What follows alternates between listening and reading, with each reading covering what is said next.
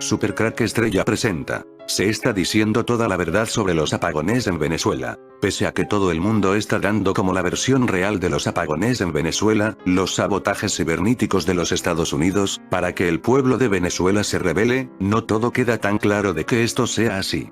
Para muchos estos cortes de luz en Venezuela son un sabotaje de los Estados Unidos, para infiltrar en la oscuridad de la noche, y sin luz a fuerzas especiales ya sean de Colombia o de Brasil, pero de verdad esta es la verdad. Recordemos que solo hace un mes o dos se están produciendo apagones de luz en muchos lugares del mundo. El apagón más famoso fue aquel en Nueva York. Una misteriosa luz azul ilumina el cielo de Nueva York. El motivo ha sido la explosión de una transformación en una planta eléctrica en el distrito de Queens. ¿Nos os recuerda esto a lo mismo que Venezuela? La explosión de una transformación en una planta eléctrica en el distrito de Queens en Nueva York ha iluminado el cielo con una luz azul brillante en la noche de este jueves del mes diciembre del año 2018, o sea hace 3 meses antes de lo de Venezuela. Después se pudo ver una extraña luz azul cubre el cielo de Nueva York después de la explosión de una planta eléctrica. El cielo nocturno de Nueva York se llenó de una luz verde azulada este jueves por la noche, y la policía dijo que actualmente están llevando a cabo una investigación sobre la posible causa, aunque creen que puede haber sido el resultado de la explosión de un transformador en una planta de energía en el barrio de Astoria, en Queens. Las luces que has visto en toda la ciudad parecen haber sido causadas por una explosión de un transformador en una instalación de Conner, en Queens, escribió el jueves por la tarde en un tuit el Departamento de Policía de Nueva York, agregando que el incendio estaba bajo control. Hablamos de las armas utilizadas por los alienígenas y si son o no utilizadas para paralizar a la gente. Sí, consisten en un cubo de 2 en un lado llamado lente, colgado alrededor del cuello, que emite un rayo de luz. Otro en la nave produce una luz azul que él ha visto. Sale de un dispositivo de cerca de 4 de altura y 14 de largo con líneas negras cuadriculadas en él. El color producido es un azul muy claro, que es como el oxígeno ionizado. No ha buscado publicidad sobre nada de esto. Él solo está interesado en conocer los hechos, donde esta luz se pudo ver en el distrito de Queens en Nueva York, pudieron ser paralizados y aducidos para ser poseídos y controlados. Ellos pueden programar a estas personas como esclavos para hacer todo lo que desean y no tendrán memoria de ello. Ellos, del tipo del núcleo duro, rechazan firmemente una radiografía o una regresión hipnótica. Usted puede reconocerlos por sus ojos. Él dice que tienen una peculiar mirada en los ojos y una sonrisa divertida. La base Dulce ha estudiado los implantes de control mental, unidades BIOSI. El proyecto Beta, que se refiere a la base extraterrestre en Nuevo México. Por ejemplo, los alienígenas podrían escaparse a través de tubos hacia el exterior. Podría ser todo lo que está pasando una cortina de humo, las guerras como las de Yemen, y conflictos manipulados con la única intención de mantener al mundo lejos de zonas que están siendo invadidas por esta raza de demonios ángeles caídos. Algo que ya pudimos ver en el Golfo de Adén, y que puede estén aplicándolo en Venezuela y en zona de Nueva York y Nuevo México. Durante los apagones de Venezuela se reportaron cosas extrañas en los cielos como este caso. Aparece un ovni durante apagón eléctrico en Trujillo. Caracas, 22 de marzo de 2019, un objeto volador no identificado de grandes proporciones, forma alargada y luminoso, fue fotografiado por un joven de origen zuliano en el sector La Puerta, municipio Valera del estado Trujillo, pasadas las 5 de la tarde del sábado 16 de febrero. De acuerdo con el relato de Freeman Rodríguez, el hecho tuvo lugar mientras se desplazaba en su vehículo, junto con un primo, por la carretera panamericana, conocida también como Troncal 1, la cual comunica el sur del estado Zulia con los estados Mérida y Trujillo. Entrevistado por el periodista Héctor Escalante, manifestó que ese día se trasladaron desde Cabimas hasta la entidad vecina, con la intención de quedarse, pero tras descubrir que el suministro eléctrico estaba fallando y la zona se encontraba sin luz, optaron por devolverse.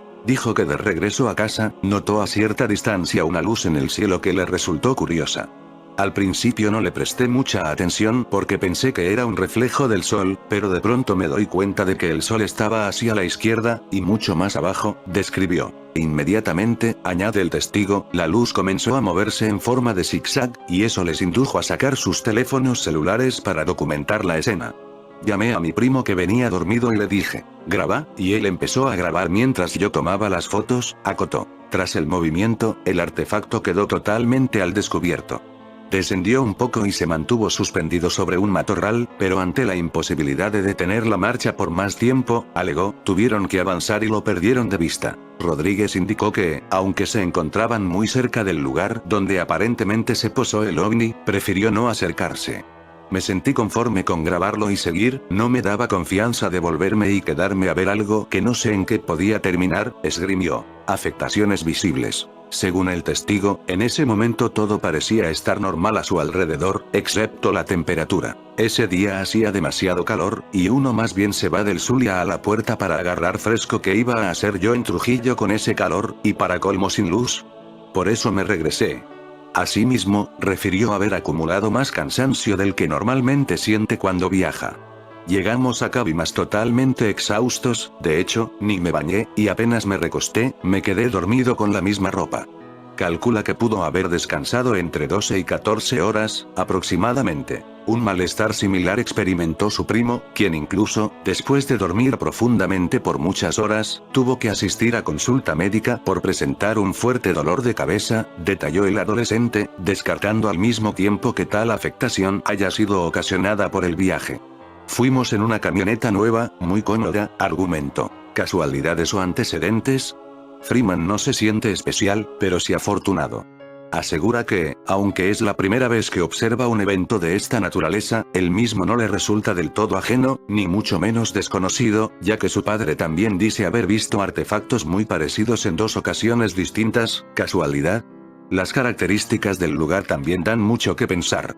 La Puerta es un pueblo turístico de los Andes venezolanos que alberga en sus 32 kilómetros de superficie varios ríos y copiosas montañas, es decir, agua y vegetación, 2 elementos que están siempre presentes en la mayoría de los avistamientos de ovnis en Venezuela. Pero quizás lo más determinante es la simultaneidad del fenómeno con la interrupción de los sistemas de energía eléctrica, dado que hay casos similares documentados, incluso recientes, como el de La Lorena, en el estado Bolívar, donde, en medio de un apagón eléctrico, testigos observaron movimientos inusuales de luces en el cielo y posteriormente descubrieron marcas extrañas sobre el suelo. En cuestión de minutos, la radio comunicaría que se había producido un apagón de dimensiones inusitadas en la ciudad de Nueva York, justo a la peor hora del día, cuando decenas de miles de personas se disponían a regresar a sus hogares. Como si fuese poco, otras ciudades se veían privadas de sus acondicionadores de aire, sus televisores, radios y otros enseres de la vida moderna en uno de los días más calurosos del año. Toronto, Ann Arbor, Lansing, Detroit, Cleveland, Buffalo, Rochester, una letanía de urbes sorprendidas por la repentina desaparición del flujo eléctrico. Las estaciones de televisión presentaron escenas de multitudes medio muertas de calor, abriéndose paso entre automóviles atrapados en embotellamientos causados por la inacción de las señales de tránsito. Los políticos no demoraron en aparecer y asegurar al público que no se trataba de un atentado terrorista y que la electricidad fluiría como el agua en cuestión de horas, bueno, no horas, pero para el día siguiente o para la tarde del día siguiente los servicios públicos intercambiaban acusaciones de culpabilidad. Los neoyorquinos culparon a los canadienses, diciendo que un relámpago había fulminado unos conductores en la estación Sir Adam Beck de Niagara Falls, uno de los centros hidroeléctricos más importantes de la región. Los canadienses no tardaron en rechazar la acusación, apuntando el dedo hacia una central nuclear en Pensilvania donde supuestamente se había desatado un incendio que la Comisión Reguladora Estatal jamás supo localizar. Los cínicos no tardaron en invocar la existencia de un Homer Simpson de carne y hueso, devorando rosquillas y desatendiendo importantes señales de sus tableros de control que advertían de un desastre inminente. El apagón del 2003 no tardaría en convertirse en una de las interrupciones energéticas más grandes del siglo, afectando a 50 millones de personas desde las orillas del río Mississippi hasta las costas del Atlántico, y desde las Apalaches hasta el norte de Ontario, Canadá. Tal vez nunca se sepa la causa real detrás de los hechos, y dentro de muchos meses, cuando ya nadie se acuerde, una subcomisión presente al gobierno un fajo de papeles que explique con ambajes lo sucedido. ¿Resulta ingenuo invocar la presencia del fenómeno ovni como la causal del gran apagón? Si consideramos que los no identificados se pasean por los cielos del estado de Nueva York y sus regiones limítrofes casi a diario, 703 casos en lo que va del 2003, se trata de algo que no debemos descartar ligeramente, considerando el pesado trasfondo histórico de los ovnis y los apagones que examinaremos a continuación. 48 horas después del apagón, las autoridades aún seguían buscando una causa satisfactoria, citando como posible explicación una rara inversión de potencia en el Lake Erie Loop, bucle del lago Erie, una serie de cables de alta tensión, pero sin poder dilucidar qué agencia externa pudo haber ocasionado el fenómeno. Según el comunicado emitido por el North America Electric Reliability Council, NERC, el mismo día del apagón, no queda claro si estos eventos ocasionaron el apagón en su sentido más extenso o si fueron producto de otros eventos. Alan Shriver, director de la Agencia de Servicios Públicos para el Estado de Ohio, protestó la manera irresponsable en que el gobierno asignó la responsabilidad a ciertos estados o países. Todo el mundo apunta el dedo hacia Ohio. Por Dios, tal vez no haya sido Ohio. No sé quién habrá sido el responsable y ellos la NERC tampoco lo saben.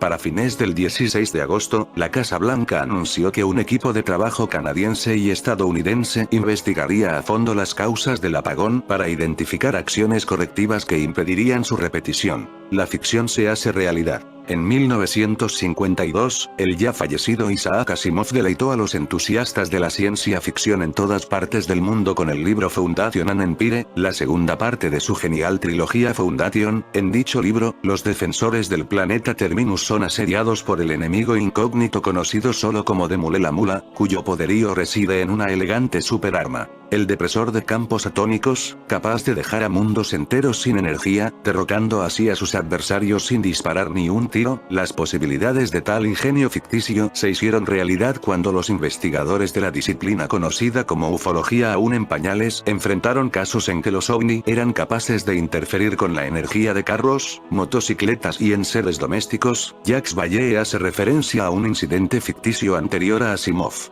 Una obra teatral escrita en 1933 por Arthur Koestler, titulada Dead We Live Bar, el bar del ocaso, en la cual el paso de un meteorito sobre una pequeña isla-nación causa un apagón general que sirve de preludio a la llegada de seres extramundanos, portadores de un mensaje apocalíptico. Uno de los primeros casos verídicos de interferencia con el flujo eléctrico a zonas residenciales sucedió en el mes de noviembre de 1953, cuando un ovni del tamaño de una pelota de fútbol americano descendió de los cielos sobre New Haven, Connecticut, procediendo a estrellarse a través de una cartelera cercana a una comunidad de viviendas, remontando después el vuelo y desapareciendo. Las luces en todo el vecindario se atenuaron mientras que se desarrollaba el insólito evento, el paso de un ovni gigantesco sobre la aldea de Tamaroa, Illinois en 1957, también tuvo como consecuencia un apagón. Resultaba inconcebible, ¿acaso, que estos aparatos desconocidos, propensos a sobrevolar los cables de alta tensión, fuesen capaces de afectar objetos de mayor tamaño? Estas preguntas, que entonces eran solo meros ejercicios de especulación, adquirieron una nada agradable solidez durante lo que se conoce como el Gran Apagón del Noreste, un incidente que se nos aseguró jamás se volvería a repetir. El 9 de noviembre de 1965, 29 millones de almas en el noreste de los Estados Unidos y millones más en el Canadá quedaron hundidas en las tinieblas al ser afectada la electricidad por un fenómeno desconocido. A las 5:30 p.m. ese fatídico día, miles de aterrorizados neoyorquinos quedaron atrapados en los túneles de los trenes subterráneos y dentro de los ascensores en el corazón de los rascacielos. 25 millones de personas pasaron aquella insólita noche en los recibidores de los hoteles de la ciudad, en bares, coches y museos. Ninguna instalación quedó ilesa, ni siquiera las bases militares. El apagón se expandió como una mancha de tinta, en cuestión de minutos, desde la región de Niágara Falls a las ciudades de Buffalo, Rochester, Utica y las comunidades más pequeñas a lo largo de los Grandes Lagos.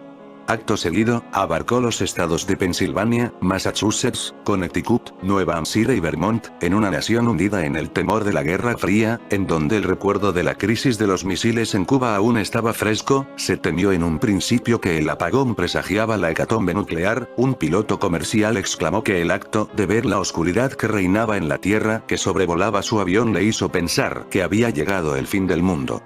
Estaciones radiales operando con fuerza de respaldo consiguieron tranquilizar a la población, aunque algunas noticias hacían referencias a problemas sucedidos en el norte sin ofrecer nada concreto. Un instructor de aviación al norte de Syracuse, dijo haber visto una colosal bola de fuego cerniéndose sobre las líneas de alta tensión de 1/4 de voltios pertenecientes a la estación de la empresa Niagara Mohawk Clay.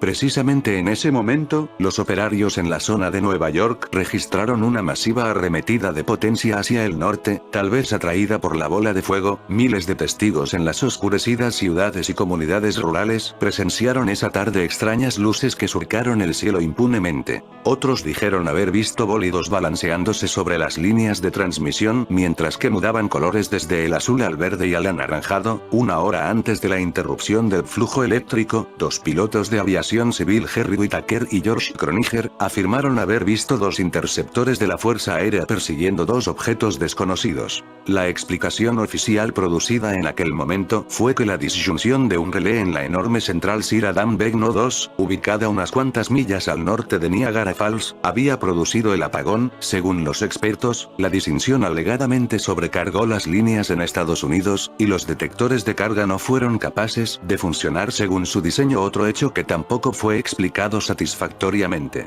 El noreste de los Estados Unidos, presa de la oscuridad, fue un tema que despertó el interés mundial.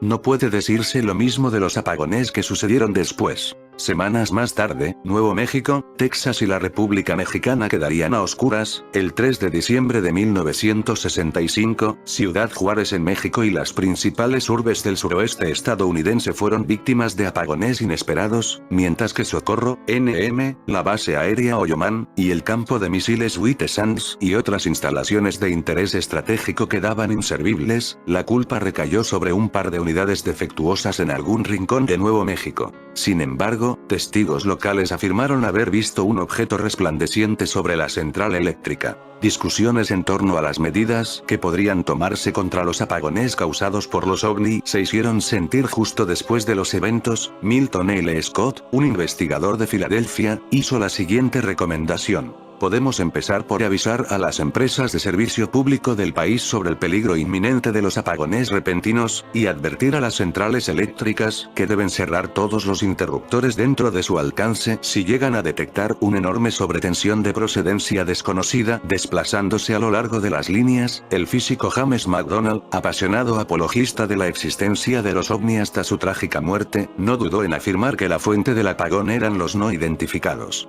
Sudamérica también experimentaría apagones en masa, así como la gran oscuridad que arropó a Buenos Aires el 26 de diciembre de 1965. La mayor parte de la ciudad quedó a oscuras por espacio de 7 horas, sin que hubiesen plantas de emergencia disponibles a los círculos oficiales. Como resultado, la falta de comunicación con las autoridades causó un pánico tremendo entre la población. Sin embargo, platíbulos capaces de chupar energía ya se habían dado a conocer en América del Sur años antes. Un resplandeciente ovni en forma de platillo voló pausadamente sobre la comunidad brasileña de Mojimirim en 1957, extinguiendo las luces a su paso. Los espectadores pudieron observar zonas completamente negras directamente debajo del trayecto del ovni y otras zonas adyacentes en donde la luz solo se había atenuado. La situación se normalizó justo después de que el platíbulo había abandonado la zona. En fin, amigos de Supercrack Estrella, si el video te gustó, pulgar arriba.